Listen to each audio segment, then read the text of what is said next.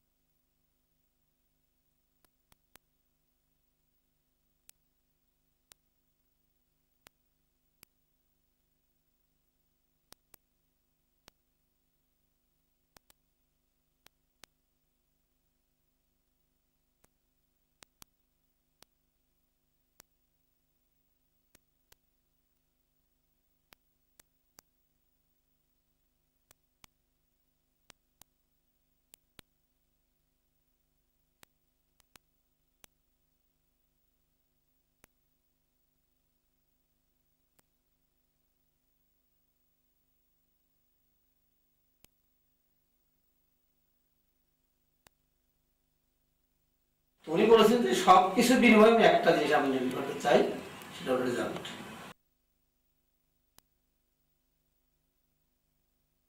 আমার স্কুলের জন্য অনেক উন্নয়ন কাজ করেছেন। উনি যখন 91 থেকে 96 পর্যন্ত ছিলেন তখন আমাকে 10,000 টাকা দিয়েছেন ওই যে বারিন্দা করার জন্য।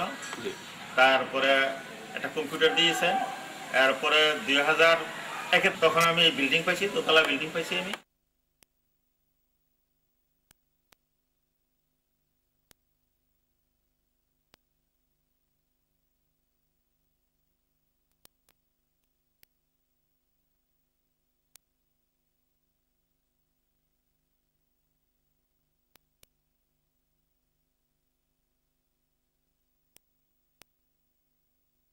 আমাদের সংসদ সদস্য স্কুলে এলাকার প্রতি, বেশি করে স্কুলের প্রতি খুব আমাদের সতর্ক রাখেন, দৃষ্টি রাখেন এবং স্কুল উন্নত কার্য করার জন্য উনি খুব ভালো।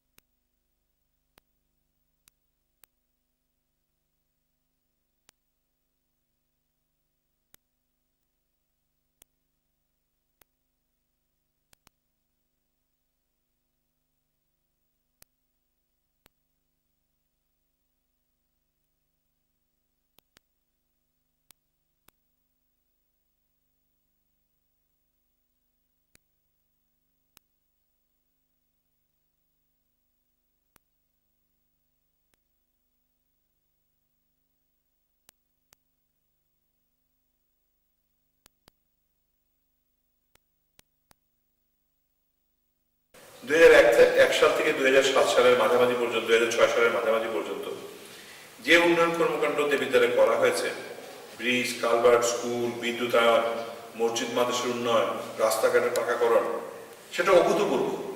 আজকে দেবিদ্বার থেকে, ঢাকা থেকে দেবিদ্বার আসতে হলে পরে ময়নামতি ক্যান্টনমেন্ট ঘুরে আর দেবিদ্বার আসতে হয় না। সবাই ভিতর থেকে 5টি রাস্তা, 5টা বড় বড় রাস্তা, মাদায়া কোম্পানিগঞ্জ রাস্তা, বরাট গোবিন্দপুর দেবিদ্বার রাস্তা, সুরপুর নুরিতলা ধামতি দেবিদ্বার রাস্তা, তারপরে চান্দিনা দেবিদ্বার রাস্তা, নবিয়াবাদ চরবাকর রাস্তা, জাফরগঞ্জ বরকান্দা, এই বিরাট বিরাট একটা রাস্তা 15 কিলোমিটার, 18 কিলোমিটার, 20 কিলোমিটার লম্বা রাস্তাগুলিকে সব ফাঁকা করা হয়েছে। আর গ্রামের ভিতরের আভ্যন্তরীণ অসংখ্য অসংখ্য রাস্তাঘাট, ব্রিজ, কালভার্ট। আমি শুধুমাত্র একটাই উদাহরণ দিতে যাচ্ছি, গোমতী নদীর উপরে 10 মাইলের মধ্যে 4টা ব্রিজ নির্মাণ করা হচ্ছে 150 মিটার লম্বা।